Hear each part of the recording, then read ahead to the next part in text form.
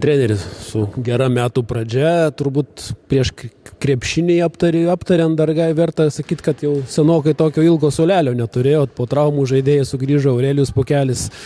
Malonu turbūt buvo šiandien vadovauti komandai. Nu jo, ir malonu, ir kai atsisuki į suolelį ir pamatai tokį ilgą, tai visai kitas darbas yra. Nu. O kai tenais droži žaidėjus po 30 minučių, tai ne kažką, nei jiems sveikata gerai, nei kažkas ir gaunas aikšteliai.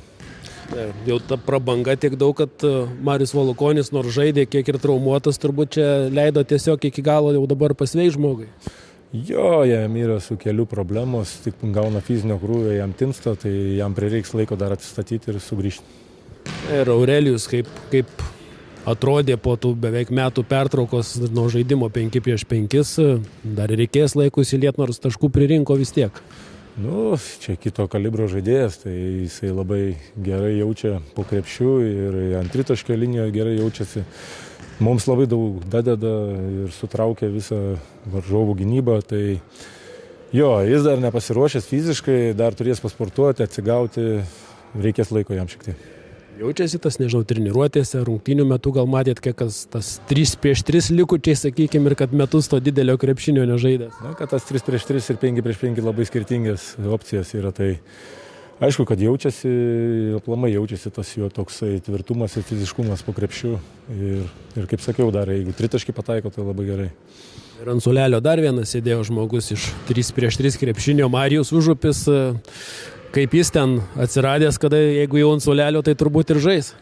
Tai jo, tai čia užvakar susiderinom, norėjo Marius pats ateiti ir taip gavosi, kad pavyko sutarti. Tai padės mums, manau, tikrai. Na ir pačios rungtynės, tas rezultatas jau antram kėliny ten tapo didelis. Kaip sekėsi, kaip vertinat visą krepšinio prasme?